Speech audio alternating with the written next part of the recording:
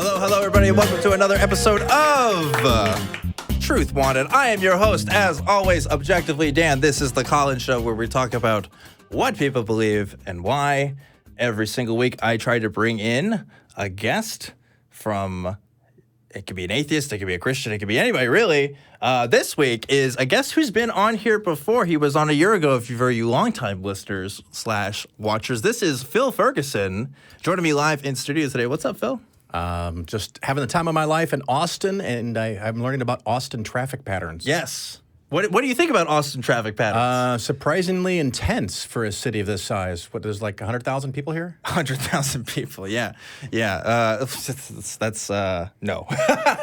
They do love their bridge decks, though. Yeah, there are some, they got these different levels here. I think we saw six levels on one of them. Yeah, it goes... You know, you can get to the top of some buildings through some of those, actually. They built pretty high. Anyway, so Phil Ferguson, you have a podcast. I do. That you do? What is that podcast called? It is the cleverly titled The Phil Ferguson Show, because I'm a Navy savant. Yes. And what are the contents of the Phil Ferguson Show? The show is politics, religion, and money, the three things you should not discuss with your family. That's a good little tagline. Yeah, thank you. I came up with that one all by myself. If you guys remember, Phil, last time we talked about Bitcoin. We talked about some other stuff. Yeah, that was a whole thing. But yeah, you've been doing stuff for a little bit here, and you're back in town, and you're also going to be on Talk Heathen and the Atheist Experience on Sundays. So if you like Phil right now, you should go check him out on those other shows as well. Will I have time to go to church before I? It depends on the service. I'm sure you can find a service. Sunrise service? Yeah. Is there a service available in this little town? Not at this particular location. We won't be having any services, but if you want to start something, I mean... I guess you should start that. Yeah, right? I don't know how that would go down. So tell us more about like the podcast and like kind of because those are three very broad topics. Like what's the episodes kind of look like? What do you go into? Generally, I have a little bit of introduction, things going on in my life, so that people feel like they know who I am, which is always kind of spooky because sometimes people remember what I said better than I did. I know that feeling. Yeah. I know that feeling. Just listener, as an FYI, never quote somebody to that person. It's just weird. Well, it's like, this is a live show. I speak for an hour and a half every week. I don't remember shit I said a month ago or whatever, like, unless I'm watching it, which I do. I check on the episodes and stuff, but it's like a year ago, I don't remember what I fucking said. It could be fucking crazy shit. I don't know. Yeah, so I'll have the intro, which is about me, or it could be about politics. Often I'll have one or two segments about investments or finance or the economy, coronavirus, anything I want to talk about, and then often have a long-form interview, which could be 20 to 60 minutes.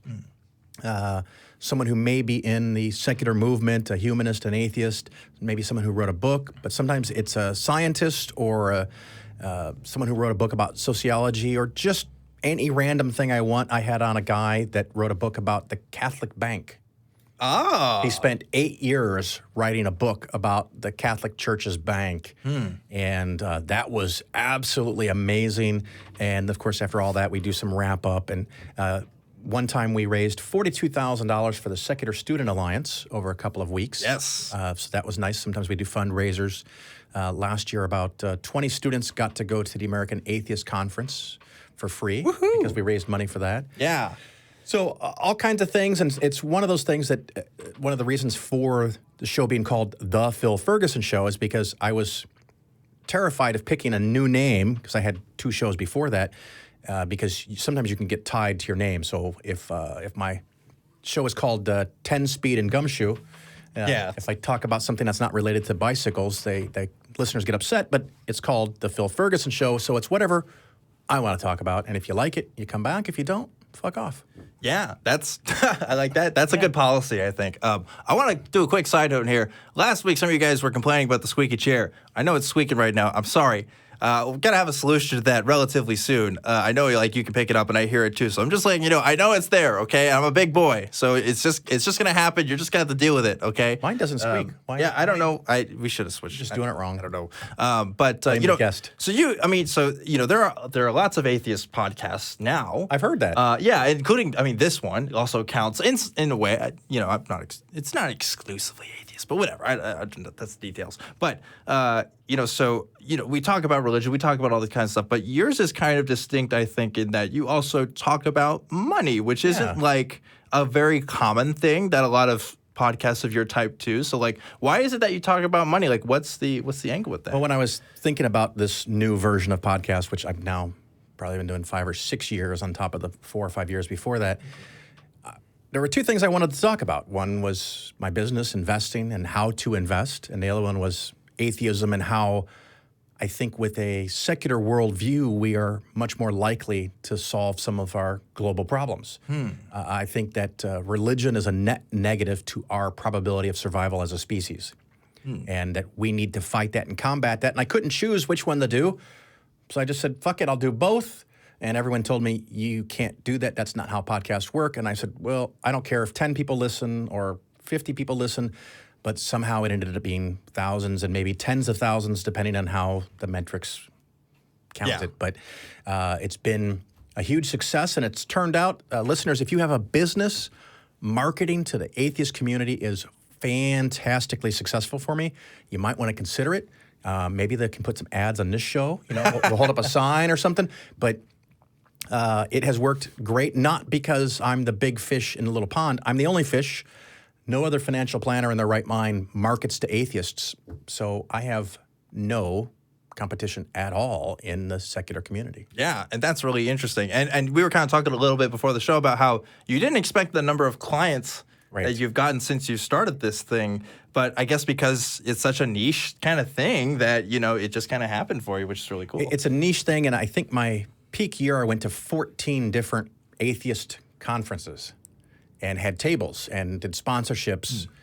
And people would come up to me and say, so you do investments? I'm like, yeah. They said, well, I have an advisor, and he keeps bringing up that I should start a cleansing diet or that I need to go to church more often, and I don't want to hear that stuff.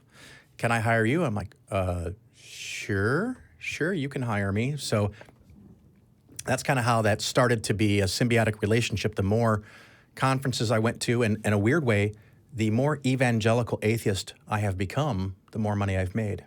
Huh. Wow. So that's kind of cool. Man, I wonder, you got to be careful with that because people can use that against you if you're not careful, right? Yeah. Well, I think I'm past that. Anyone who doesn't know by now is you just under a don't rock. Care. Yeah. That's funny. I just don't care. And the other thing is that I am a financial planner that swears. Yes. And there are people that think that makes me less credible in some way. More credible. More credible. Which, by the way, is bullshit. Someone is not more credible because they do or don't swear, but people think that. Yeah, I guess because it's like, oh, you're like the common man, like right, yeah, right. Like you're the one guy that is different. You're the one guy that swears. I the first time I had this several years ago, a guy said, Phil, I wanted to let you know that I hired you over the other advisor I talked to because you swear. And I said, that's the stupidest fucking thing I've ever heard in my life. And he said, well, I would have expected you to say that as a response. And in a way, some people have said that I'm the anti-Dave Ramsey. Yeah. Dave Ramsey promotes to churches and religious people. Right, yeah, and I promote to secular people. And I thought you were going to say you're anti-Dave Ramsey because you give bad advice in some way. Because no, his advice has problems, but we won't spend too much time on that. I did a show on that if you want to check out the Phil Ferguson We briefly stuff. talked about that last time you were on, too, because I was curious. I'd never done any of the Dave Ramsey courses. But I know people who are like, oh, if you're going to get married, you got to listen to it. And stuff. Yeah, it's a weird thing that sometimes people tell me that they trust me because I'm an atheist. And I also do not like that. I mean, yay, and I'm glad that helps me get some clients, and I'm glad it makes me money, but I'm also trying to be very delicate and not abuse that respect, and I always tell people to inspect. Respect, but inspect. Keep your eye on your investments. Don't ever put too much trust in any one person. Yeah. You've got to keep an eye out for yourself. I think that's a pretty good rule for life. That's kind of interesting. But just to remind you folks, this is a call-in show. So if you want to call in at the number at the bottom of the screen there, you can go ahead and do that now. We're going to get you some callers in just a bit. Excellent. I can answer questions about religion and or money. Religion and or money. Or, like, if you already had a question you want to ask this week and maybe Phil's not the right guy, just throw it out there. Let's see what happens. Or maybe they can ask my opinions on Trump. My opinions are only my own and are not the ACA's opinions. Yes, there is that too. So Before we do that, though, I do want to talk to you because I had a kind of a topic of interest that I wanted to kind of bring up involving the coronavirus. We haven't actually talked about the coronavirus at all on this program yet, which I'm super surprised. I am kind of surprised myself. I know, right? But recently, and I saw this today, people are, I mean, this has been happening over the past week or so, but the stock market has been really plummeting, almost as bad since the financial crisis a couple of years ago. And people are saying, oh, it's because of the coronavirus and stuff. And I was like, okay, I guess that makes sense. And then I realized, I was like, I don't know if I entirely understand why. I think I understand some mechanics of it, but I figured, hey, you follow this stuff. Maybe you could kind of give an explanation of like how would like the coronavirus affect people's trust in like the stock market and these kinds of, because the thing with the stock market, right? You know this is that how people are convinced of investments that are deemed to be good even though they're not is because of the same kind of bullshit tactics that other kinds of organizations, religious MLMs or otherwise can use. And so, I figured maybe there's some intersection here that we can kind of tie this in, right? There's a lot of theories about economics and finance and investing that often say the rational investor. Mm-hmm. A lot of shows will prove that a lot of people aren't rational. And sometimes the stock market is a perfect example of a herd mentality, and people do things because of the herd. And if 5 or 10% of the population thinks that a lot of people are going to start selling their investments in the stock market, then they will go out and sell because they don't want to sell after it goes down. They want to sell before everybody. So there's this kind of self-fulfilling, it's like runs on the bank. Yeah. If you think your money won't be at the bank, you are more likely to go to the bank and take your money out. And that's why we have bank insurance to kind of prevent that kind of thing. But if people think that the stock market's going to go down, them going and selling creates that downward pressure that they were concerned about. And so sometimes the market will have really big swings on emotion. Yeah. Now, I don't think people are selling because of the coronavirus per se, but they're concerned that companies might have trouble getting shipments of parts or products from China because China makes a lot of our products and devices, cell phones, cameras, and if companies sell a little bit less or have to delay sales because they don't have the product in, the revenue goes down and a lot of their fixed expenses might be the same. So a company that was making profit now suddenly isn't making profit, and in the eyes of the market, that company becomes riskier or less valuable. So it can be a self-fulfilling feedback loop. Now the question is, after a week or so of terrible market drops, do we get to peak corona? Peak corona. Peak corona, like peak virus, is that the most people or the rate of change of infections starts to slow down. And that means you have a good chance of having it under containment. And that if that happens, then 2, 3, 4 weeks from now, everything goes back to normal and the stock market could turn around and run right back up. The thing is, I don't know. I don't know what the market's going to do, and I love, like last year as an example, there were people that predicted the stock market would make 5, 10, 20%, -5, -20. It made 31%, and probably 99% of the people that made a guess on what the market was going to do in 2019 were wrong. It's really, really hard to know the future. So one of the philosophies I follow is a very buy and hold strategy where you kind of ignore what's going on in the news. And that's interesting, though, because like the news is what influences the markets. Yeah, in the short term. Right? And like I tell people, if you look at the last 120 years of stock market data, we've had World War I, World War II, the Great Depression, Vietnam, Korea, George Bush, all these things, all these terrible things, and yet the market still averaged a 10% return through and around or despite all of that stuff. So is today's world wildly, dramatically worse than what it was in the 60s when we were in Vietnam? I don't know, but I go forward on the assumption that even when there's big market drops, that it comes back. And so if you're a long-term investor, when the market falls 15, 20%, I consider it to be on sale and you should buy more.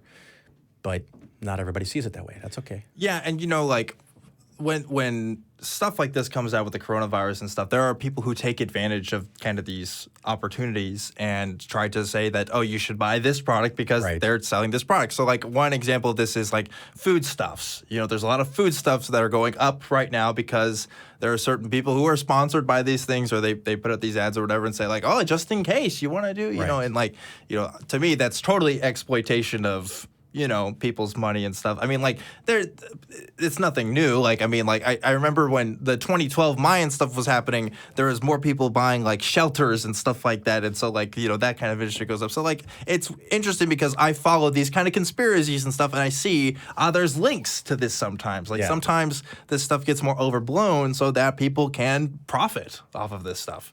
Yeah, profit is a powerful motivator. Yeah.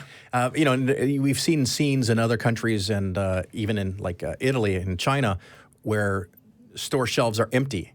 And sometimes it is one set of shelves are empty and the shelves on the other side are full, but the news people take a picture of the empty shelves because taking a picture of a normally fully stocked shelf, what is that? And it's not a report that says, oh, the store only has 90% of what it would normally have. They show the one section that's empty because that makes the news, and that kind of creates a little fear and a little spook, and then people watch the news even more. Even though as of right now, at least here, if you're watching from the United States, as of February 28th, average American is good. Like, I mean, it's increasing, but I think most people who have been looking into it saying, like, it's so far it's okay. Well, and the thing, it's weird. There's certain things that as a country don't bother us or don't bother us enough. As an example, young kids picking up guns and shooting themselves or a sibling. Yeah.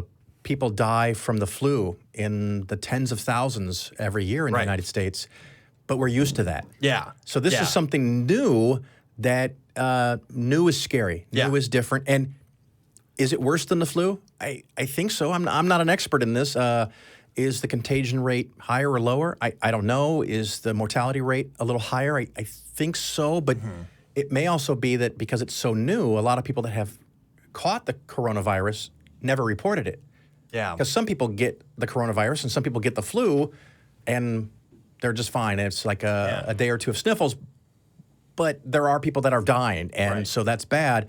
But the scale so far is nothing compared to influenza. Regular flu, right? So it's like, as of right now, you should be more, if you want to, create a hierarchy of concern. The regular flu that you get every year is going to be up there more so than coronavirus, at least at this point of recording. Again, like, I don't know what's going to happen in the future, but. And I just recently read that almost all face masks that people are buying and wearing won't actually help. Yeah, well, because there's that. But what happens next? I don't know what happens in the stock market, but what I do know based on history is that in the long run, the stock market makes 10%. And matter of fact, for someone like you, right? You're a couple years out of college. Sure. If the market falls 50% and stays depressed for a decade, that might be the best thing that could ever happen for you. Oh, well, look at that. Because you're buying on sale. And you pile in money after money after money, and then it gets fixed and corrected and goes up a whole lot after you've had a chance to put in a pile of money. So if you're a young investor or a new investor, the market going down could be the best thing that has ever happened in your lifetime. If you're close to retirement, if all of your money is in the stock market, this could be a serious fucking problem.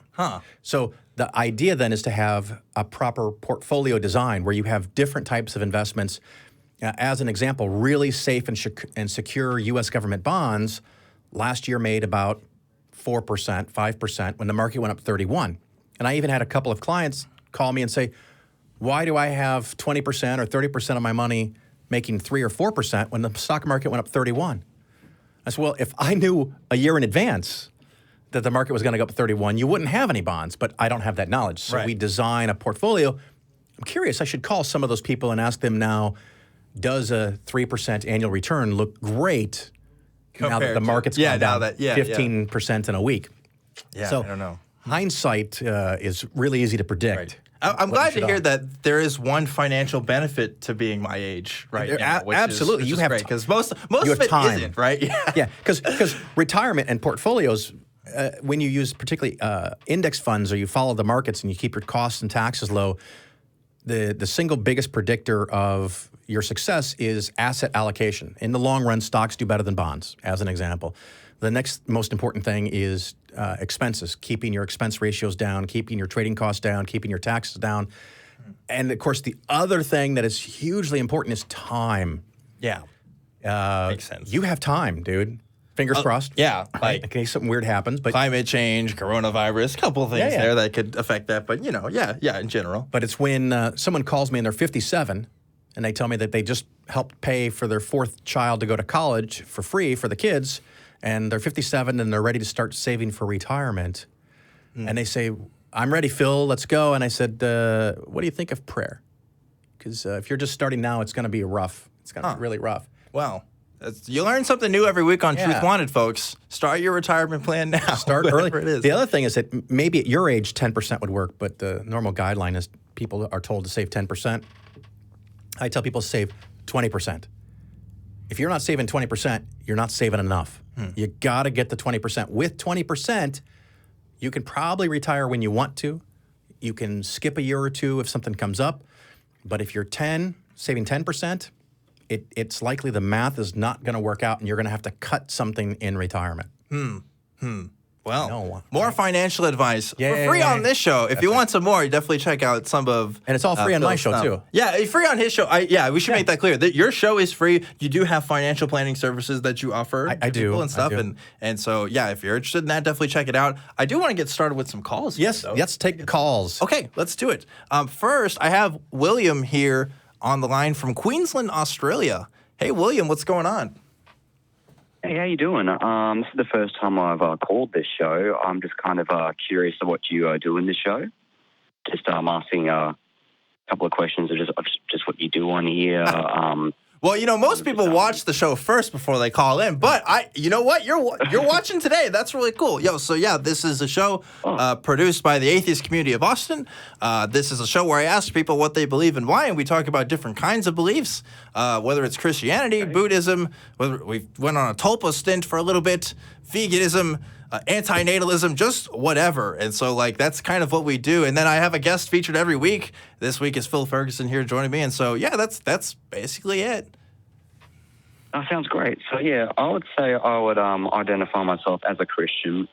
I did go to an Anglican school as a kid. I have an aunt who is Christian, and I kind of go to church with her and help people out. I haven't ever really sat down and seriously thought about what I believe. I just kind of just go along with what my family is doing, and it hasn't really bothered me. So I just kind of just believe it. I enjoy it, and it's kind of what I do at the moment. So I just wanted to Okay. Well, thank you for sharing that with us, by the way. Thanks for calling it and letting us know. Of course, Phil and I are both atheists. I am. And so, we talk about religion quite a bit.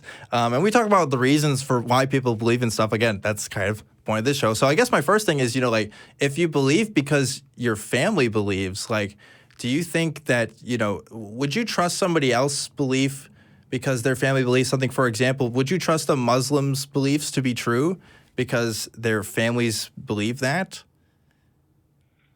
I would accept them. Yeah, I would. Well, I'm delighted that you would accept them, but do you think their beliefs are true?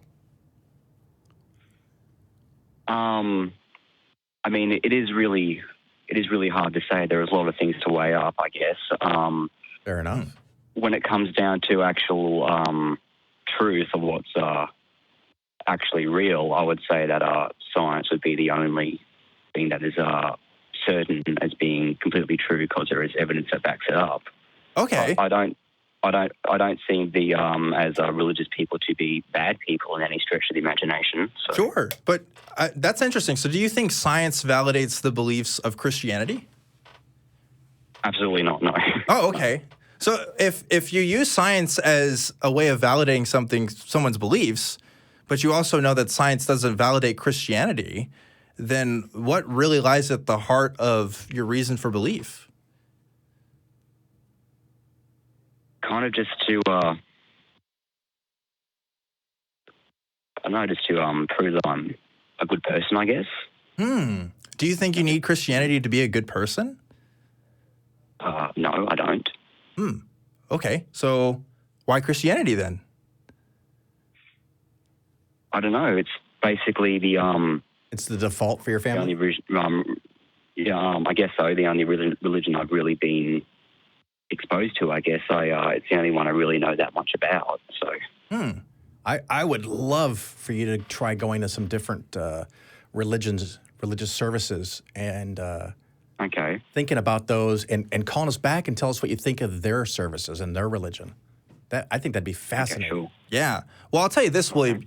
Speaking of, kind of other religious services, I had an experience a couple of years ago, I've told before on this show, with some Hare Krishnas, which is a sect of Hinduism.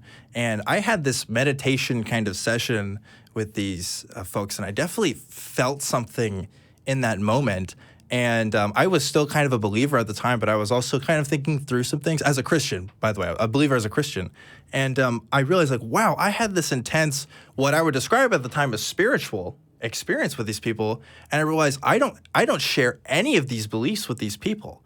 And I kind of had this moment of, wow, if I can have this in a group of people in a Hindu sect, I'm sure religious people all around the world can have kind of these experiences that kind of validate their own beliefs. But if we can all have these experiences, then that doesn't make any claim of any religion, exclusively true. If we're basing our belief on experiences or just, what we grew up around. Exactly. Yeah. So like I grew up as a Christian as well. And I would say a lot of my beliefs came from just being around my family. But when I, like what Phil was saying, started to explore a little bit, I kind of opened my mind a little bit and I got to where I am today. And I would be curious to see where life takes you if you're willing to explore some of that. Okay, sure. Thanks. Cool. Well, do you have any questions for us? I'm sure this is your first time calling into some atheists on the show, right? Yeah, it is. About the coronavirus, I still really don't know that much about it. Do you have any idea where it actually came from? How it got its name? Well, I actually don't know the name, but I know the brewery that makes Corona beer is not happy. Right. Okay. But I'm pretty confident it came from China. Wuhan, China. There you and go. so it was originally called the Wuhan corona. Well, colloquially it was the Wuhan coronavirus. The World Health Organization and other people, since the swine flu, actually don't use specific names or places when talking about their diseases, because after the swine flu, people were killing pigs left and right because they thought, and it's like, oh, well, now it's called the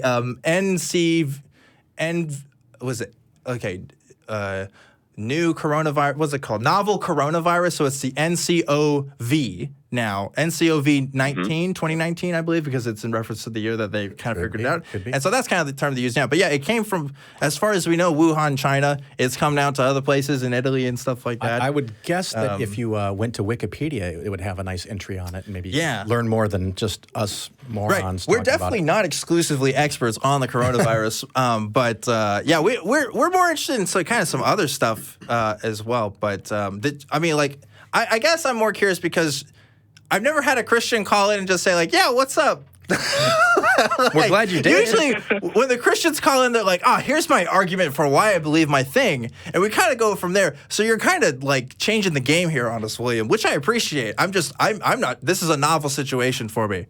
I'm just not sure what's going on here. But I'm happy you're here, William. I'm happy you're here.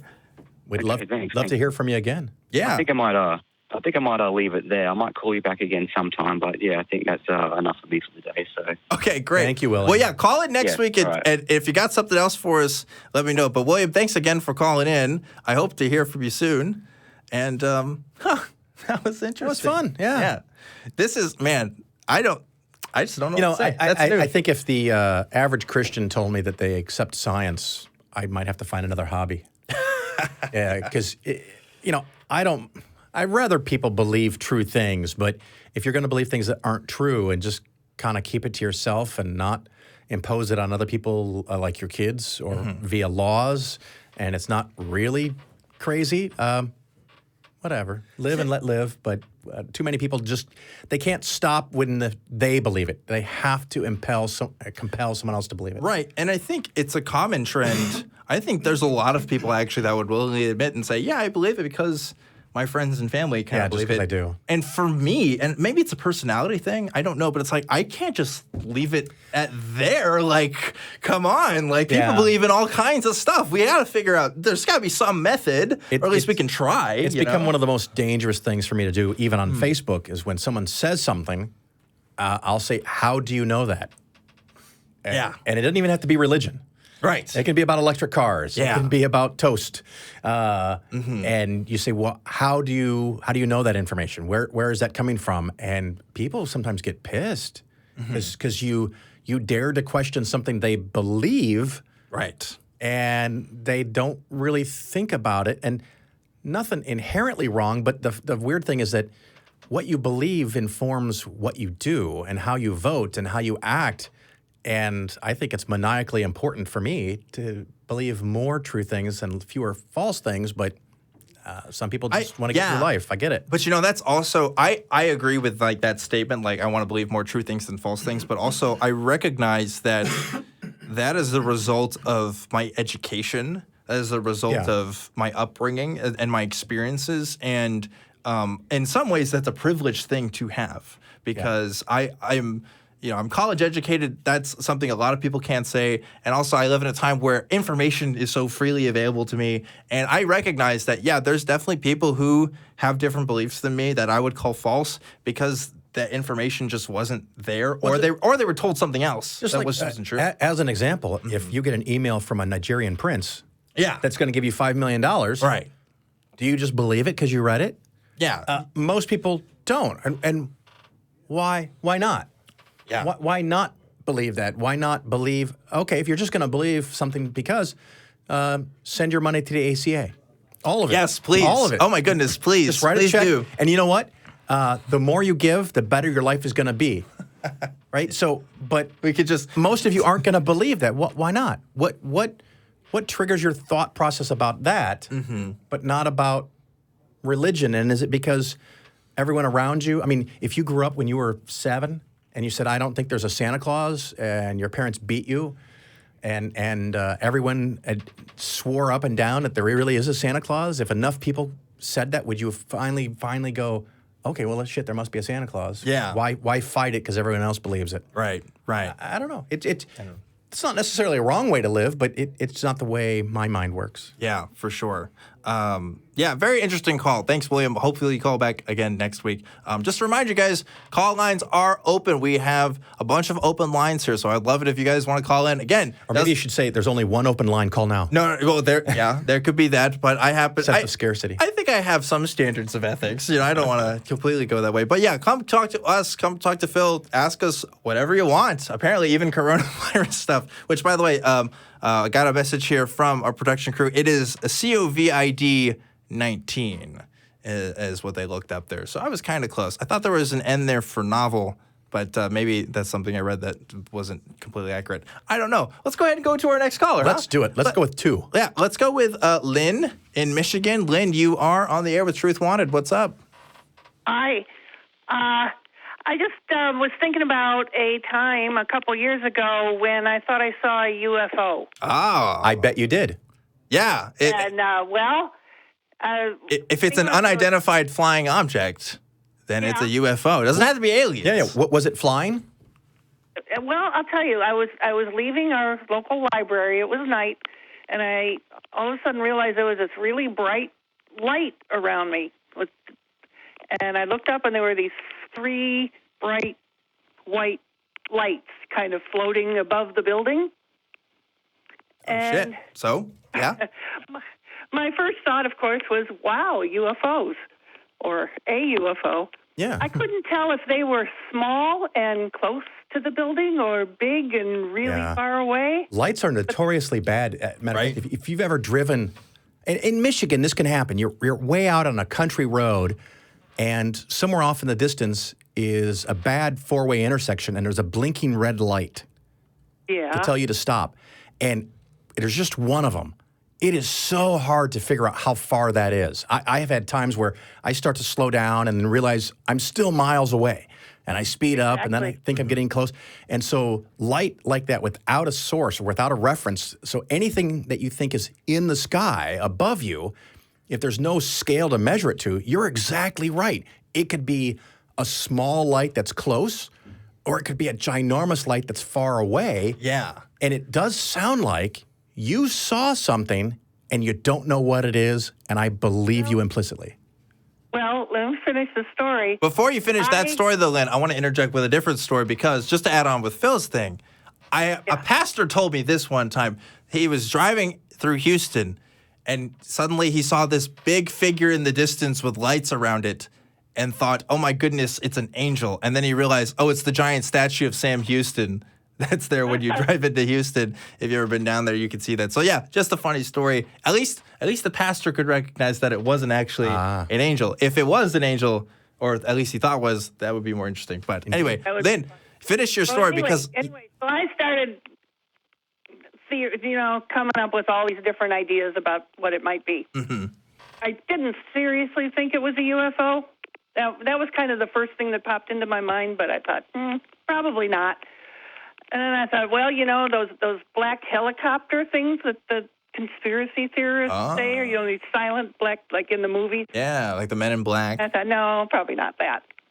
So I thought a couple other things, and finally I came to the conclusion, well, I just don't know what they are. Yeah. And I took off, drove home, and I couldn't look back, because when I was driving out away from there, I couldn't look back and see what they were.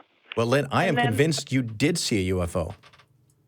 Well, a couple days later, I was driving past the library building at dusk, and I didn't know this before, or I never noticed it, but there's a radio tower behind the building that had 3 white lights on it.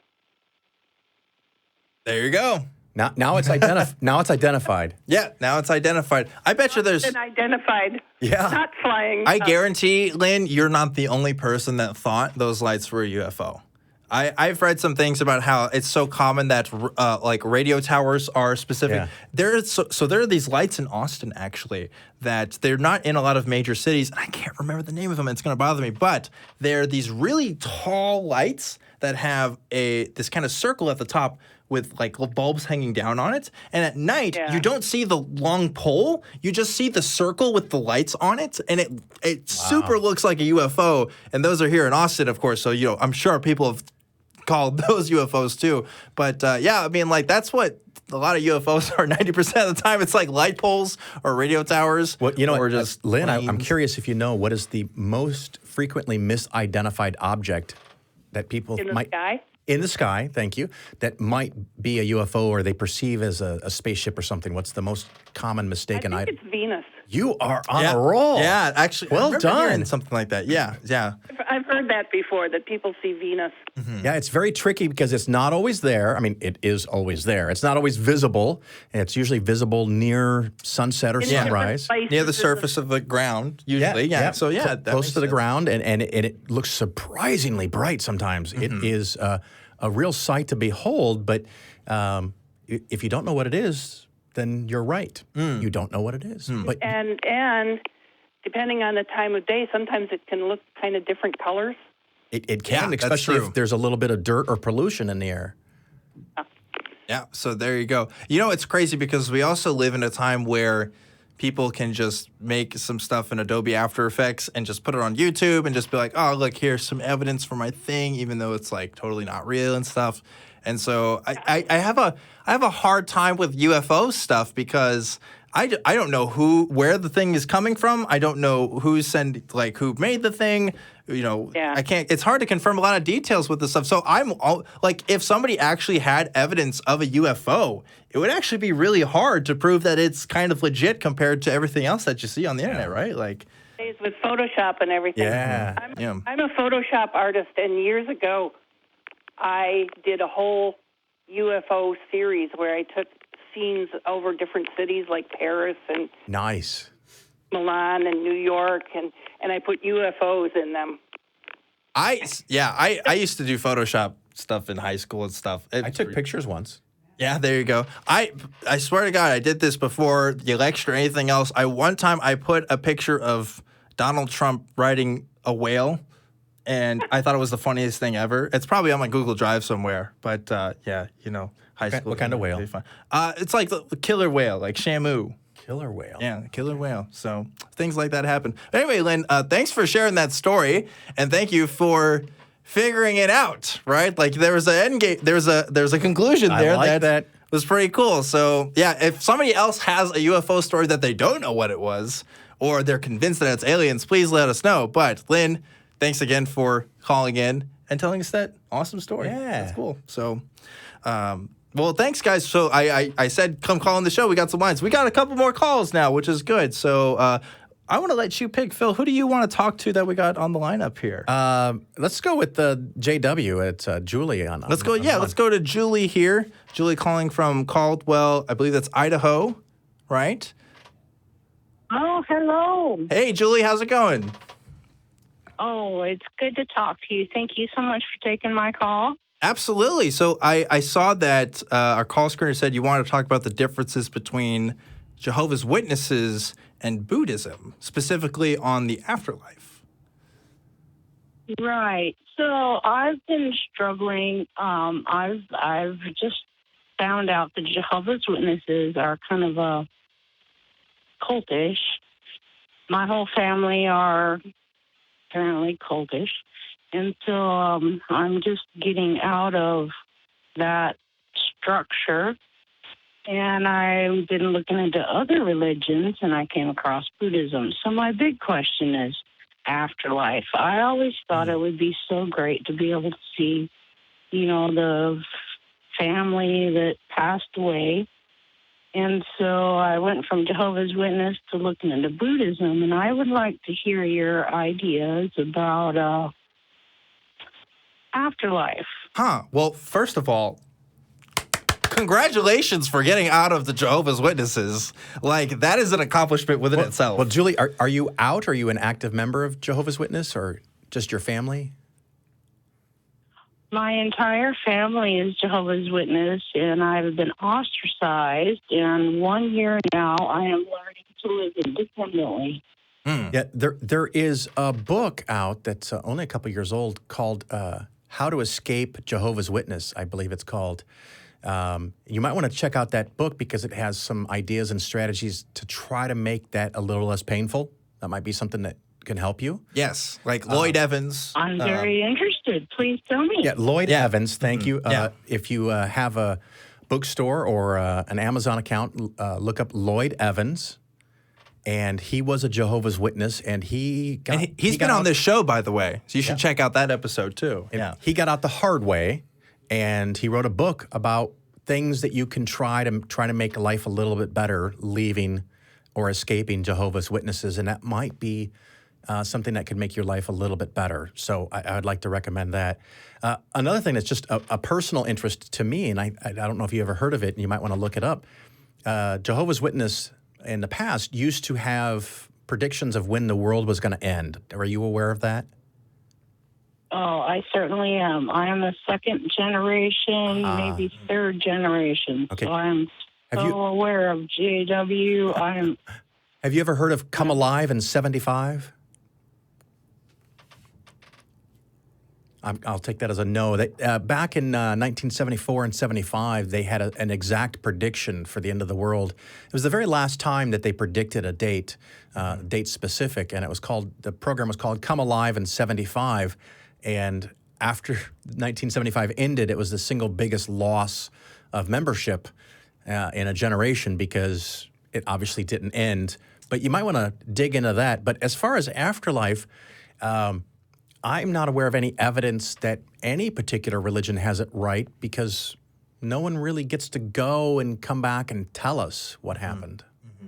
Yeah, and for me, it's like I think of consciousness and I think of how I exist in the world as really a material thing. Like the way that I am and my livelihood is based on my body and how my mind is functioning, how my brain's functioning, how my body is functioning. So if I'm without the body, right, then it's almost like, well, what is the me? Because the me is kind of tied to the body in that sense. Like somebody who doesn't have brain activity, we call those people dead, and if they're going to another place, like are they replicating that brain activity? Is something else going on that's kind of a replacement? Like what becomes them at that point? Because ultimately it seems to me I'm kind of tied down to this material body. So it's hard for me to imagine what an afterlife would be like. I will say, when I left my faith and the Christian religion, that was a tough pill for me to swallow. I remember the first time I came out on camera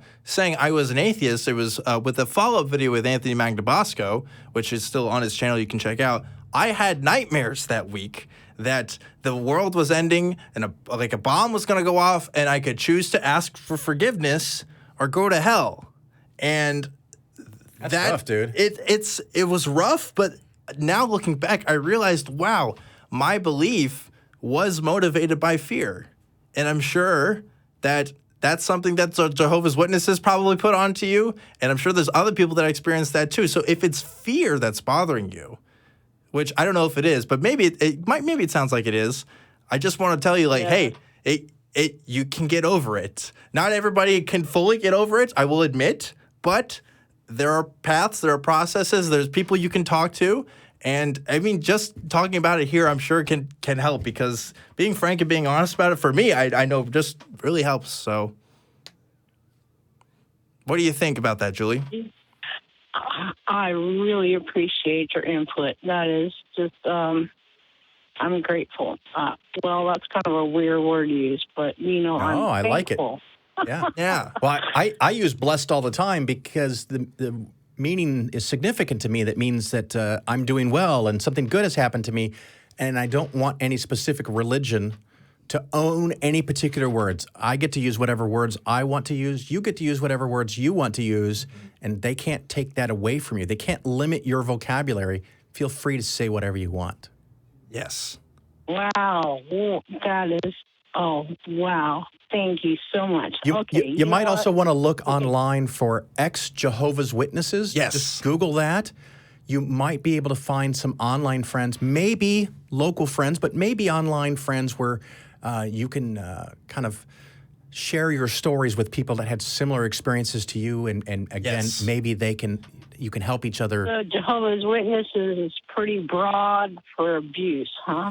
That's what I understand from members and former members. I have a young friend that I met when I was in charge of a college group for non-believers, that he was an atheist, but everyone in his family knew him as a Jehovah's Witness because they were paying for school. They were helping him get through life.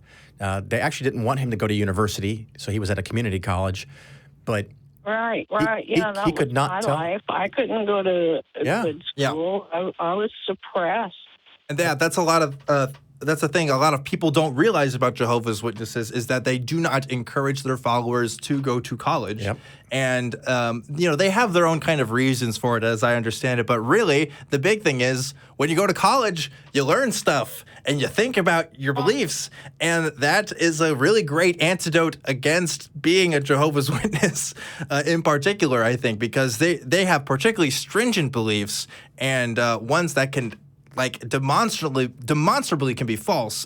As an example, of course, the prophecies that we were talking about. So, Julie, I'm glad. It sounds like you're feeling pretty empowered by what we're talking about here. So I'm with Phil here. You're blessed now because you're free and you can think about these things. And nobody has to tell you, how to think about this stuff, right? Well, you know what, you have empowered me. The show, Atheist Experience, Secularity, I've been empowered by the shows. That's why I'm calling in tonight. Oh, man. Serious questions. I'm just going to leave. This is the best best call ever, Julie. Thank you so much. You're the reason why I do what I do. Honestly, sacrificing my Friday night every single night, and the people in the production room, by the way, also doing this. Sometimes I'm like, man, I don't always want to do the show, but you know what? Calls like this, that's what makes it worth it. So thank you, Julie, for calling in. And Honestly, like if you want to call back. Thank you. Yeah, You bet. absolutely. Look, if you want to call back next week, or if you want to contact me, there's the camera for the crew in the back, by the way, the people who make this show, who are really great and really awesome. I'm gonna give a couple more suggestions. If you like Discord, if you know what that is, maybe not. Follow the link. Somebody will post Not it. that technological. Yeah, I'm sure there's some people in the chat, if you're watching this live, who can help you, and they can plug you into a community of people you can talk to, like right now, right away. So that's one recommendation I have. Another thing is, hey, you can email me. It's truth@atheist-community.org. I'd be happy to talk to you more. But I'm sure there's other people in the chat right now who are probably sending you love right now who'd love to talk to you too. So you're not alone, and welcome to the other side. So Pleasure, Julie. Man, thank you so much. I'm so happy I called. Thank you. Thank you, I'm Julie. happy you called too, Julie. I'll talk to you next time, and gosh, just thanks again for calling. I have a friend of mine, I guess, that she left Jehovah's Witness in her 50s, and now she's in her late 60s.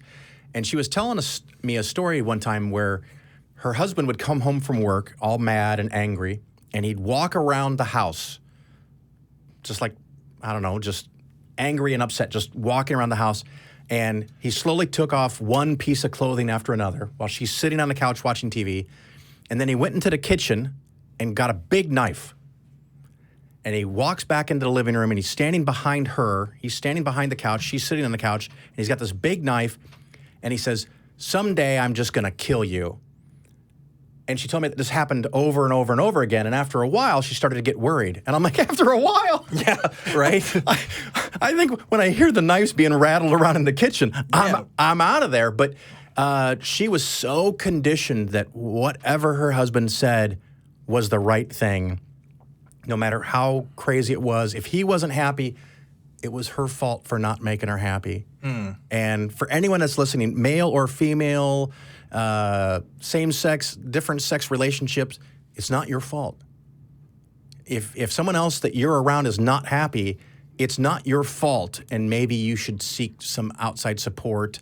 And if the person is abusing you verbally, physically, emotionally, psychologically, please get help. Yes. I beg you, because Yes. you deserve better. You And, do. you know, we were talking earlier about reasons why people believe, and another thing is conditioning. I did not have the same conditioning Julie did growing up, and I'm sure if I did, I'd be a Jehovah's Witness. I don't know if today I would be, but at some point I would be too. Yeah, I would have never stuck it out. Yeah, well, it's like people's personalities can be taken advantage of. Yeah, And some yeah. people, that's something that they kind of align more with. And I personally didn't know a whole lot about Jehovah's Witnesses until I became an atheist and I learned more. And that's a particular belief system that's definitely primed for conditioning people to things that they would not normally believe. Well, it's another thing that is very common and misunderstanding.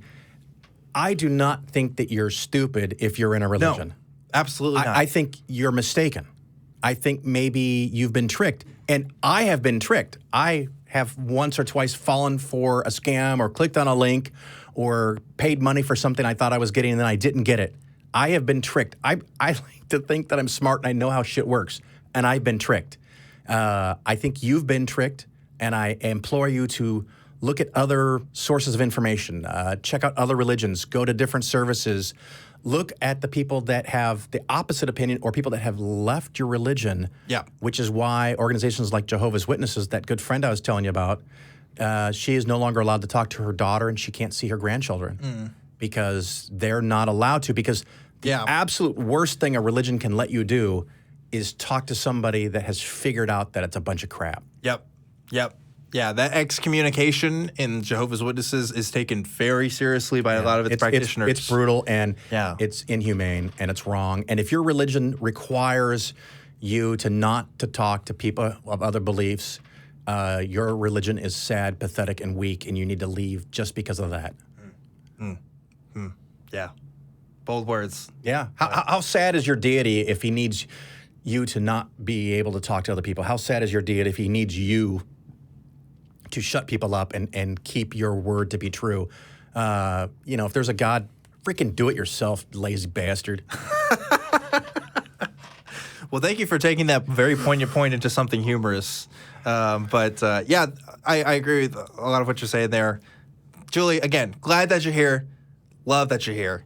Keep talking to us and talk to other people. Figure some stuff out and enjoy the ride. So let's go ahead and go to some more calls here. There's a particular call here. Okay. That seems right up your alley almost. Uh-oh. Talk to me. Yeah, let's look at Ed calling in from Columbus, Ohio. Hey, Ed, what's going on? Hello, I saw that you guys were live, and it's my chance to talk with Phil. Hell yeah. A financial question. Talk to me, Ed. A financial question. My daughter is trying to figure out if she should buy a CD from local bank, or national bank, but for around $10,000.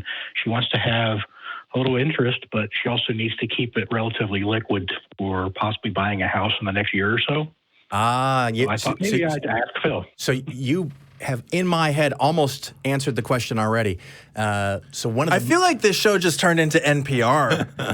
I don't know what's happening now, but you can get your tote bag you're now. asking me to follow the best call ever with Judy. You said it was the best call ever. So. So if the money is needed in the next few years, and it sounds like it is, if it's intended for a major purchase in the next few years, the reality is there is nowhere really particularly good to go. A CD is a nice place. You might get 1.5%. I mean, if she gets a 3 or a 5 year CD, she might get a teeny bit more. I don't see the point in that. hey, I buy CDs from the store all the time. They're Yeah, pretty cheap, yeah. so I don't know. Like a nice you know. Prince CD. Yeah. I don't buy CDs, by the way. I'm a millennial. You can get a bond index fund, but right now my recommendation is for really, really safe, really conservative, really boring short-term bond index funds that are going to make 1 or 2%. So having it at the bank is convenient. Don't go crazy to try to get another 0.5 point in interest on $10,000. Keep in mind the time value of your effort to make an extra $50. But there's not a whole lot, because if she were to put it in the stock market, I mean, if she were to put it in the stock market a month ago, she could have now lost almost 10, 15% in just a few weeks. That happens. Yep. There's times where for a year or two, the market goes down 30, 40, 50%. So she doesn't have the time horizon. If you were telling me she wants to start saving for retirement, even with the volatility now, I would say stock index funds, by the way, not individual stocks. But because she might want it for a house down payment, interest rates are phenomenally low, and they're going to stay that way, it looks like, for a while. Something really boring and safe at the bank sounds great. Okay. I do have something on the UFO piece. Yeah. There we go. Now we're talking. Okay, now I can join in this conversation. All right. What's up, Ed? Okay. Well, I was terrified of UFOs when I was little because I used to watch Project Blue Book when my parents didn't know I was up, that type of thing. But one of the things was apparently one of the other things that is often mistaken for a UFO is, you know how quartz is, how do you say that, piezoelectric? When you break it, it sparks. Okay. If you look at it under a microscope, when you do that, it actually spins. A little plasma comes out and it spins. Well, a lot of the UFO sightings, especially in Appalachia, where I grew up, are near quartz places where there's a lot of quartz underground and some geological shifting. Nice. So the theory was, those things are snapping and they're spinning plasma bolts out into the air. And we had a lot of ball lightning and things like that where I grew up in Southern Ohio. Yeah, that makes sense. That makes sense. I've also heard, like, in particular areas where there's gas rising from the ground, that can be ignited and make certain lights appear and stuff like that. So, yeah, that's a nice natural explanation for what people are seeing. So, cool. Yeah, this is the spinning plasma balls are nice because they actually flatten out and have a bulge in the middle. So they actually look like the classic saucer shape. Ah, nice. Yeah, there it is. There it is. Anyway, thank you guys. Well, Ed, you had the best financial question call There you go. all night. Listen, this is the best financial / Thanks, Ed. UFO story and question I've ever received on this program. So you have that honor, There you go. Ed. You have that honor. Thanks again for calling. And hopefully next time I can join in a bit more. So, There you go. But that's why you're here. Look, this You just start yelling, buy. This is a sell, one-time sell. deal right here with Phil. And if you're watching this live, we are going to go to Discord, and you'll be able to ask Phil and me directly some questions if you're too afraid to call the show, or you just don't have anything right now and you just want to talk. We'll be chilling for a couple minutes after the show, so be sure to join the Discord when that happens. And another thing, we were talking about the lights here in Austin. I was talking about, the stand that has the lights on the top. They're called moon towers. So if you want to look into that and see what they look like, you'll know what I'm talking about. Maybe we can get a picture of a moon tower behind here, maybe. Because they're kind of freaky looking, like especially at night. But so there you go. Moon towers. I'll look for them. Are a thing. Let's go ahead and go to our next call here. I want to get to Stan calling in from Pennsylvania. What's going on, Stan? Hey, my man. How you doing? I'm doing great, man. I'm here with Phil. We're chilling in the studio. It's a Friday night, and I'm having a good time. How about you? I'm all right. And how are you, Phil? I'm doing fantastic, or better than I deserve if I'm going to steal from Dave Ramsey. Better than I deserve. Funny. So what I wanted to talk about. There it is, folks. Sorry, I just had to interrupt. Moon towers. Doesn't that look? Imagine that at night. That's trippy. Wouldn't that kind of look like a UFO? Yeah. Anyway, so that's Dan, talk to us. Yes. Okay. Yeah, that looks cool. What I wanted to talk to you about actually relates to the coronavirus. And it's our response. The president put Vice President Pence in charge. That's correct. Of the response to this. And I think it's disturbing that a Christian nationalist who does not believe in science is the one who's now in charge of a response to a dangerous virus threatening our nation. And Stan, are you aware of Mr. Pence's success with AIDS in Indiana? I am very much aware, and that he didn't have any success. He did not. He did not. And also, this particular administration has actually cut back funding from the CDC in the past couple of years. So just some things to think of. Those are just facts. Just facts. So Stan, if you're calling to say that you're concerned, I'm fucking crazy concerned because of the incompetence of this administration. These opinions do not reflect the opinions of the ACA. They do not.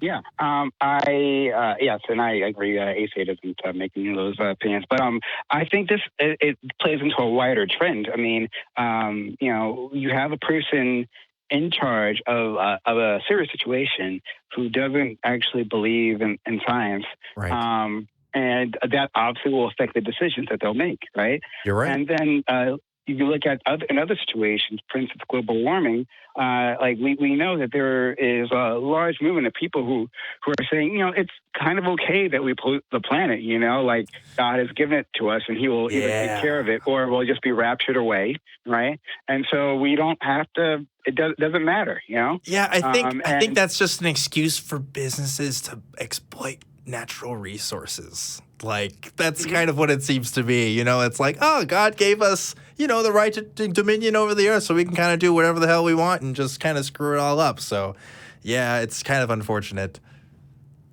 So, Stan, you got a solution for us? Well, I mean... less religion, maybe?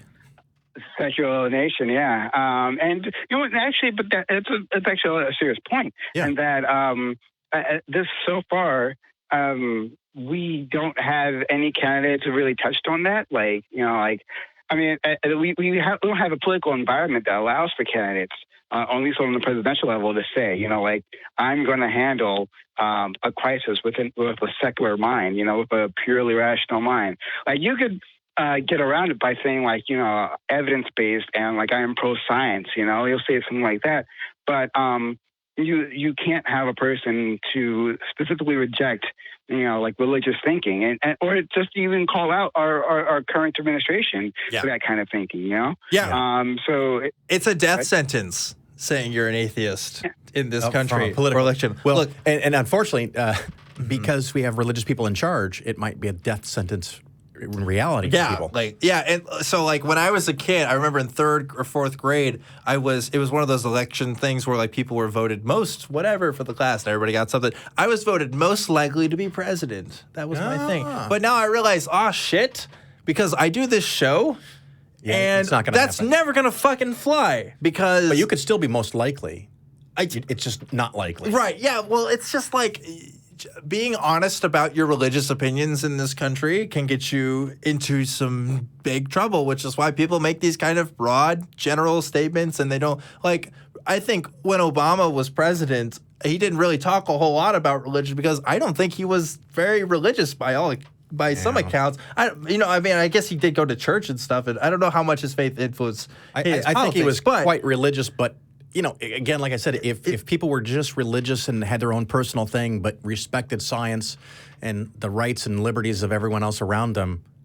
Yeah, well, regardless, like during his administration, he never made the point of saying, I'm doing this because I think this is what's best for you're probably right. Christianity, or God's telling me this or whatever. He's certainly not saying he's the chosen one or anything like that. But, there are people who take advantage of religious bases in this country. And that's just the fact. Like, and it doesn't happen as much in other countries, as far as my understanding, because a lot of other, especially European countries, aren't secular, so it's not a big deal. Those right? countries, yeah. But yeah. So anyway, I don't know what the solution is to, What else you got, Stan? But even in those countries, in those European countries, I mean, like it's currently they are, so many of them are very secular, but like they do have other parties and that may not be in power, but are pushing. So like it's all around, Yeah. And it's incredible how and what directions, like if these types of people are in charge, right, without any restrictions, like the things that they'll do. Because I was reading an article the other day on witchcraft, right, on the rise of witchcraft in the U.S. Right? Yes. And they mentioned that, like, I believe it was Saudi Arabia, like, actually has an anti-witchcraft, like, police division, right? Like, who will use science to combat witchcraft, which means arresting women, right, and doing terrible things to them. Yeah, it's a weird thing. I was talking to someone earlier about how Islam is so much worse than Christianity was their position, and I said today, Christianity in a lot of modern societies has been domesticated. Is that? Yeah. They're not typically burning witches, but in some countries around the world, they are killing people that don't fit the religious model. And unbridled Christianity is the same as unbridled Islam, and they're both very, very dangerous, and we have to figure a way to get past this shit. Yeah. And, like, it's interesting you bring up the rise of witches, because I think, there's people that are thinking that we're becoming more secular as a country, which is I think we are. True, but it also, like, when Christianity, there's not as many people going to churches, it also means they're just going to other things. Yeah, crystals. And like, I think witchcraft is definitely one of those things. Jade eggs. The crystals, jade eggs, yeah. If you've seen that Goop documentary stuff on Netflix, you know what I'm talking about. It's like alternative beliefs are becoming more of the norm. Alternative medicine has super dramatically risen. There's a Time piece about it that kind of goes into more detail about how much money these alternative medicine stuff makes, because people are just kind of flocking to it. And it's like, not believing in Christianity is not what I want. I want people to just think for themselves and critically evaluate everything. Like, because if you're going to believe some other bullshit, then what's the point? Critical thinking is the key. Great. Well, Stan, thank you so much. Yeah, thanks for calling in, Stan. Appreciate the call, and looking forward to hearing from you again soon. So, yeah, I don't have any worldwide solutions for stuff like that. It's a tough one. Those humans. If I did, I'd probably would bank off it, because that could. Well, if you had good ideas, really good ideas to change and fix the world, they'd probably lock you up. Oh, man, that's really sad, but probably really true. Okay, so next I want to go to, I think this is my first call from Belgium. I want to talk to Fred, calling in from Belgium. What's up, Fred? Hey, I'm doing fine. Dan and Phil, I was interested by what you had to say about electric cars. I'm a bit of an EV enthusiast. Me too. Although that not... Oh, thank you. So although that might not be directly a religious subject, I do find when I discuss the subject with people that there are a lot of similarities with my discussions with people about religion. Isn't that interesting, right? Because people are like super defensive about their gas-powered cars and stuff, that they'll just say anything to defend that belief. Yeah, I think there's some similarities there. I think you're absolutely right, and I've experienced that, and I think that's just a human thing, but because I am a big fan of EV cars, and I think they are absolutely the future in Europe is way ahead of the United States. But yeah, people will defend anything and everything they believe and do it poorly and illogically. Yeah, and just, my comments on those cars, like, regardless of what you think of Elon Musk, I really like the Teslas. Like, those They seem to be nice cars. I saw a Tesla today, and it's just like, damn. Like, if I had to switch cars today to a new car, I'd probably get a Tesla, to be honest with you. So Fred, do you have an electric car? I do. I have a BMW i3. i3, very nice I've car. had that for 5 years. So just to give you an example of how people argument for or against it, one of the examples you hear very often is the production argument. And it's an argument that's being used, and I recognize it from religious argument in the sense that it's circular, or it would be a bit simplistic to say it's circular, but the way people use it is very often circular. And I'm going to try to make a long story short. But to give you an example, people would say, for example, well, the production of electric cars also produces pollution, and that is true. I'm not denying that. But the production of electric vehicles is also causing the production process itself to become less pollutant, because, of course, a lot of that production process consists of transport, and the more electric cars you have, the less pollutant the transport is. Yeah. So it's interesting to see these similarities between religious arguments, people using the Bible to defend a God which is described in their own Bible, and people using the same arguments, for example, about EVs. Yeah. Well, one of the things I often say about apologetics, the argument to defend a religious position, is that apologetics arguments don't have to be good. They only have to be good enough. And it's the same thing with everything humans do. Someone that makes an argument against electric cars, their argument only has to be good enough to make them feel that they're right, allow them to continue to be smug. And I've always been into cars because of efficiency for efficiency's sake. How can we make the car lighter, cheaper, smaller, faster, more energy efficient for its own sake? The idea that a vehicle is bigger and louder does not appeal to me. And, maybe, we have a community shared van or something that, on those rare occasions where you need to haul stuff. But for most people, most of the time, a two-seater car is going to take care of 90% of their needs. I couldn't agree more. Yeah. Couldn't agree more. I think what it comes down to, Fred, is people just don't like being wrong. And so if they already have this belief that, hey, gas-powered cars are cool, like, it's just going to be harder for them to change their mind on it, right? Like, I think that's just natural for humans. But, yeah, I agree. Like, go ahead. The funny thing, I think, is that I come from a family.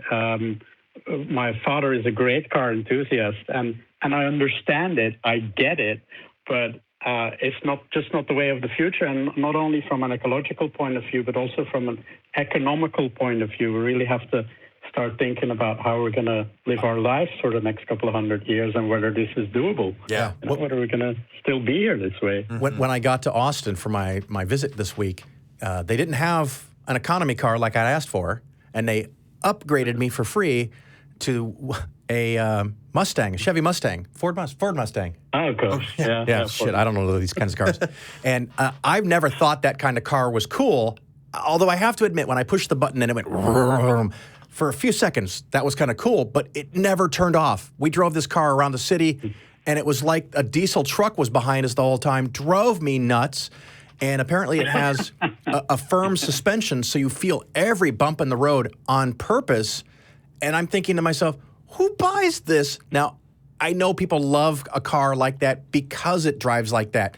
And that's cool, but it's not for me. I want the most crazily aerodynamic and fuel-efficient thing available so I can have a smaller footprint of damage on this planet for those that come after me. Yeah, that, and I want to have the smallest budget possible going towards whatever, energy expenses I have for my vehicle. I don't own an electric vehicle myself, but, if I had to switch, I've thought about this. Like, I would want an electric vehicle. I think that's the future. I think that's what people need to be You should get an i3. Yeah? Yeah, they're pretty good. Yeah, they're nice. Well, Fred, thanks for calling in about this. This was a cool and different topic. And if you have any other stories of talking about this with people, I'd love to hear it because that's really funny that, I never thought about it until now. But yeah, there's definitely some similarities there between kind of the stuff we're talking about definitely. here. So. And I'm having a lot of discussions with people about religion too. So there's a JW. I'm not an ex-JW or something, but there is a connection which I cannot talk about now. But we understand. There's a potential for another talk about. Sure. Thank you so much. Yeah, thanks for calling, Fred. Really cool. You know, the other one, of course, we talked about it last year that was like religious arguments was when I would argue with people about Bitcoin. Yes. Oh, my God. That was just like talking to a cult member. Yeah. But we don't want to drag that aside. No, not going back into the Bitcoin mines today. None of that. Let's get to, this is going to be our final call for tonight. I want to talk to Sean, who's calling right here in Austin, Texas, is actually visiting the library today and wanted to call in. What's up, Sean? Yeah, so I wanted to talk to you guys about simulation theory and the prospect that maybe none of this is actually real. Phil, are you ready to talk about simulation theory? Yeah, matter of fact, I can confirm that Matrix 3 sucked.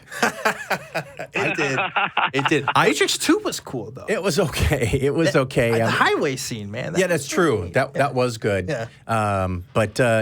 Yeah. I think it's one of those things, like a lot of things in life, if it's a simulation, I'm going to choose to believe that it's real because that's what the bulk of the evidence tells me. And if I'm shown that I'm wrong, cool, I'll adapt if I can. Yeah. It's just like I assume that the stock market is going to keep going up. I'm going to assume that Trump's not going to nuke the United States of America. And, you got to make some basic assumptions like I've heard the example on not necessarily this show, but other shows here. I'm going to assume walking off the roof of a 20-story building is a bad idea. But if you have some evidence for a simulation, talk to me. Yeah. So I do. All right. So I would like to deploy the Bostrom argument and even Elon Musk's take on it. It's funny that we're covering Elon Musk again. Well, you're going to get out of my knowledge space really quick because I don't know what either of those words mean. I've heard of this before, and I know of Elon Musk's take. I've seen it, so I'm interested. So let's see what we can do with this. Yeah, so the Bostrom argument is essentially three parts. Either A, it's very similar to the Great Filter argument that no post-human race will ever reach the level of technology where they would create a simulation that is realistic enough to present all of the experiences that we have in our life. Mm-hmm. So that's one precept. Yes. The other is this an argument against the simulation? This is an argument that we definitely are in a simulation. So this is how the argument starts. Yeah. That I think it's how it ends. Either this is true, and I'll push against that later. Yeah. Or the other is true, which is that maybe post-human civilization could actually reach that level of technology where they could create realistic enough simulations that the people Phil's face here is cracking me up. They are real. I'm sorry, Sean. You're doing an excellent job of explaining things. So I have a question, and I love to do this as a discussion tactic. Let's assume for a minute we are in a simulation, and you've just convinced me. Now what? Yeah, well, so then that's fast forwarding to the end of the right. I want to because I'm not real keen on philosophical arguments, and I don't know this topic, so I can't really intelligently dissect it. So let's just say you win. You convinced me we're in a simulation. What do I, as a human, now do different, or as I believe to be human? What do I now do differently? So, in a sense, that sort of feeds into the simulation argument because it would be immaterial to you whether or not you were in a simulation. Okay, so if it doesn't matter one way or the other... Well, yeah, so I mean, when I have this conversation with my father, we both reached the same conclusion, which is even if this is a simulation, it's real enough for us. Yeah, I can work with that. So I agree with you then, Sean. Okay, sweet. Well, Sean, I do want you to kind of finish your explanation real quick, and then I want to give my response. So, okay. So the first part of the argument is that Great Filter, that technology will never exist. The second part of the argument is if a culture was able to make these simulations, there would be some moral or philosophical reason why they would choose not to do it or have no interest in doing it. Or if neither of those are true, then the probability that we exist in a simulation is very close to 1, because you would assume that more simulations would be created than actual people. Yep. Than base realities. Mm-hmm. And there's another part too, right? So that's the 3 parts. The third part is, so the first part is the great filter argument. If that probability, the probability. It's a lot. I get it. Right. The probability, basically what it boils down to, from my understanding of the argument, right, is that the probability that we're not in a simulation is actually less than the probability that we are in a simulation. That's the end game of the argument. Elon Musk took it to the level where he said the probability that we don't exist in a simulation is probably 1 in billions. Yeah. And his evidence is, well, like, just look at video games. In 30, 40 years, we went from Pong to these photorealistic simulations that exist in a computer game environment. Yeah. Now, then the other question is, would a technologically sophisticated race be interested in creating these ancestor simulations? Yeah, for sure, Sean. I think that's a great. I would think they would. Yeah, so that's a great explanation of the arguments, and my understanding is Elon Musk is totally all in, totally thinks we're in a simulation. Here's my response to this particular set of arguments. Kind of 2 things. First thing is, and I've used this with other things, but it applies to this case. Arguments are not evidence. So we can make an argument about, yes, we are in a simulation. All this I've heard that before. Probabilities, but I have yet to see any evidence, outside of maybe some probabilities, right, that we are in a simulation. But again, probabilities aren't assurances. And of course, and don't get me wrong, if we're following all of those assumptions, then yes, I would agree with the conclusion. But there's a lot of assumptions that need to be made there too. I think I'm maybe changing my mind on this. The thing I got to figure out now is, where is the respawn point? Respawn because if we're going to be clever enough to make simulations, I want a fucking do-over. Where do I come back in? Yeah. Well, it's theoretically plausible that if we do exist in a simulation, that it will keep on running even if you die, which means that you'll probably have to just start over from the beginning. Yeah. I also don't know, because when we create our own simulations, we create our own sense of physics within that simulations. They follow their own rules and stuff. And I don't know how we could apply the rules of our universe to outside of our universe without making the assumptions that they work the same. And I have no reason to make that assumption, because if I'm there's some evidence coming from quantum physics as well. It seems like simulation theory might be even able to explain how quantum physics works and how uncertainty works. Well, yes, Sean, I'm going to cut you off right here. I'm going to cut you off right here only because, yes, I totally agree. It could work as an explanation, but that's an argument. It's not evidence, right? And that's my biggest problem with the whole thing, is that I don't know any confirmable evidence. It's like, it could be that the universe was created by a god, okay? That's an argument, and you could say, it looks like there's some design stuff, but I have yet to see evidence of that.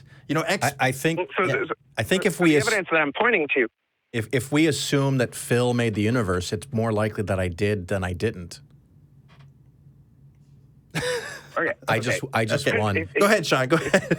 Yeah. All right. But the argument that I'm making is that the evidence of how quantum materials work and how uncertainty works is that if you're looking for one result, you'll get that result. If you're looking for another result, you'll get the other result. And that actually behaves like compressed data.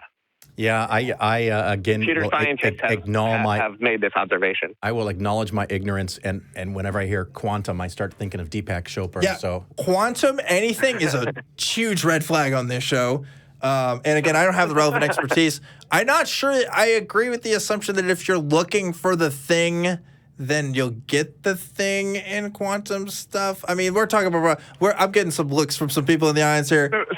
I'm not interested in going down this road. I know Phil isn't interested, but Sean, I do want to let you finish and what your explanation is for this, and we'll go from there. Yeah, no, I mean, so if sometimes it behaves like a particle, and sometimes it behaves like a wave, and it's how you set up the experiment that makes the difference. You're talking about the double slit experiment. Yeah. Can you say that on radio? And also, and also uncertainty in the sense that you can always, if you're looking for, you can always find either the location of a particle or where it's going, how it's moving, but you can't find both at the same time. Okay. And that behaves like compressed data, computer scientists. Okay, but again, so it behaves like compressed data. Like maybe we can only measure one at a time because of our limitations. Yeah, what I'm saying here is this is an argument from kind of an analogy. Because this analogy is this thing, this must be true, and it's hard for me to follow from something like that. Again, I'm getting some more looks from the audience. People don't like it when we talk about quantum stuff on here, apparently. But among other things, I'll say this much: if you spawn something right in front of me, like Phil's saying, then yeah, I'll believe we're in a simulation. But otherwise, if things are working the way that they are, I don't know. At this point, I don't have a reason to believe in a simulation thing. But I'm glad that you're exploring. The other argument is the other point to make is that the whole Bostrom argument is logically sound. Yeah, I'm not even ready to go there. At least I'm not high enough to go there. Yeah, logically sound doesn't. That's true too, right? I think it sounds like a fun topic for you and your dad to talk about. Soundness and trueness are not always the same thing either. But if the end result is that you do nothing different, I really lose a whole lot of interest. But it sounds like fun for someone else. Yeah, if we were simulated and someone exposed us to the idea of simulation theory, it would probably be important to the simulation for everyone to reject it. Maybe. It could be. It might be important to the simulation for everyone to accept it. So let me ask you this, Sean. I want this maybe to be the final question before we kind of go out here. I'm hearing some explanations for some observations that we're making that you believe point to simulation theory. But what kind of evidence do you think would someone like me or Phil require in order to believe, go full in that, yes, we're on a simulation? Or do you think that evidence even exists? Well, I mean, I did point to some evidence that, simulation. I think you pointed to some weird stuff in quantum physics. I don't think you pointed necessarily that we're in a simulation. All right. So because we don't really know the nature of the simulation, it would be really difficult to say anything concrete. Yes. And so why would we assume that because we're observing some things in quantum physics that act like compressed data, that we know that this is like a simulation thing? Why would we assume that? Yeah, because because it has explanatory power. But if we're saying that we wouldn't even know how the simulation works, or we can't even make any predictions about it or anything. His ways are greater than ours. I don't know. Maybe I'm making sense here. Maybe I'm not, Sean. But yeah, I'll say this. I think you've made a valiant effort on this show. Phil in particular is not interested. Maybe if we had some other people who are more interested in the philosophy and more expertise in quantum physics, we can have a better conversation. Thanks, Sean. That was good fun. And for fun, I did see a UFO once, actually. I have as well. I didn't know what it was. Yeah, I definitely don't know what it was, but it was a sighting that a lot of people saw. And I was driving down Interstate 287 on the border of New York and New Jersey, and there was a triangle that its lights were going off and on in sequence. And a few years later, I Googled it, and this was a sighting that a lot of people had seen, and they said that it was a prank caused by small airplane pilots flying in formation, turning off and on their landing lights. But that's not what I saw. Yeah, it was clearly swamp gas. Swamp gas? It could be. Could be Phil's gas. They always tell you swamp gas. The answers are out there, I'm telling you. Yeah, quartz. Yeah. Well, yeah, I mean, it's an unidentified flying object in that I don't know what it was. Yeah. Thanks, Sean. Anyway, Sean, thanks for calling in. I wish you well in the simulation. I hope you get an extra life in there. Yeah. I hope I respawn, man. That sounds good. Maybe I don't want to respawn. I don't know. Maybe. Depends on how it works exactly. Yeah, I don't know what it's going to be like a few years from now. But anyway, I hope it doesn't seem like, wasn't a cop out there. I hope we explored it to I was trying to cop out, actually. Well, there's...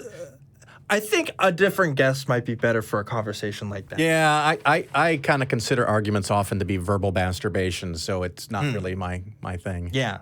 And quantum stuff, especially if you don't know exactly what you're talking about, can be really, really hard to follow. I exactly don't know what I'm talking about. Yeah, well, there's that too. So anyway, but if people do think that you know what you're talking about and want to figure out where to find you and how to get what you're talking about, where do they need to go? The Phil Ferguson, we talk about politics, investments, and religion. I'm number 1 in that category, by the way. So go check it out. The Phil Ferguson Show, available on all good podcast players. Sweet. And as always, this is Truth Wanted. This is a show that happens live every week in the ACA studio at 7 p.m. Central Time. So if you're listening to a recording of this, come check out the live show on YouTube. It's on the YouTube channel Truth Wanted. Quick things here. First, I want to give a shout out and thanks again to the production team that helps make this happen every week. So if you go to the crew cam, those are the folks that help make Truth Wanted and other shows here at the ACA, Atheist Experience, Talk Heathen, that you should definitely check out. And if you want to support this show, there's a couple ways you can do it. One is the Patreon, patreon.com/truthwanted. You can get ad-free versions of the show, and we have a merch store now. It's at teesprings.com. I had a paper with the link. I don't have it in front of me now. It's a bit.ly link. You can check it out in the description of this show. Or if you go to teesprings.com and then search Atheist Experience Network, you can look at it. There's some of the merch right there we're showing on the screen. We got shirts, we got hoodies, we got hats, we got pillows, which I didn't try. I have not tried those pillows yet, but... You know what you need? What's that? Condoms. Truth Wanted. I think that'll be great. I think secular sexuality's already got that covered, but okay. Yeah, I don't know if I want to. You don't want to know the truth. A birth control test. It says Truth Wanted. Oh man. Oh yeah, that's pretty good. That's pretty good. And also, you can become a YouTube member with us now. We have those options and stuff, so check out that if you are interested. We have a couple different prices. You can get some emojis and some other cool stuff with us. It's a new thing that just happened for Truth Wanted. So if you're on YouTube and you like to watch this stuff, definitely look at that if you're interested. And you can also find the show on iTunes, Spotify, wherever else you get your podcasts. If you want to contact me, go to truth@atheist-community.org or follow me on Twitter @ObjectivelyDan. I like Twitter. I respond pretty well in there, but I look at those emails too. Is there anything else you want to say before we kind of wrap things up tonight, Phil? No, I'm great. We're going to chat somewhere. Yes, we are going to go to Discord literally right after this. So we're going to switch over. So if you want to keep talking to us, or you have questions for Phil or me, go to the ACA Discord. There's going to be links to that there in the chat and also in the description of this show. But for now, I think we're ready to kind of wrap things up. Phil, thanks again for being on. Thank you for having me on. I greatly appreciate it. Yes. And again, Phil is going to be on Talk Heathen and Atheist Experience, so go check him out on there as well. Anyway, folks, that about wraps it up for another episode of Truth Wanted, whether it's, theories about simulations, UFOs, Bigfoot Jesus. Bigfoot Jesus. Thank you for that sound clip. We have sound clips, and I need to use them more. Damn it. We got this whole machine here. We'll fix it in post. I'll try to do that later. Anyway, always keep wanting the truth, and I'll see you next time. Ciao.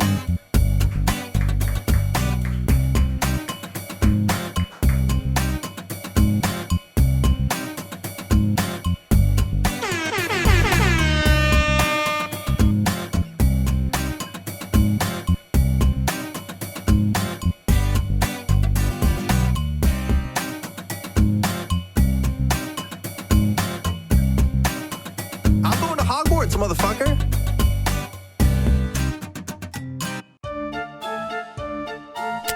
What are we doing, man? What are we doing? No, you're done.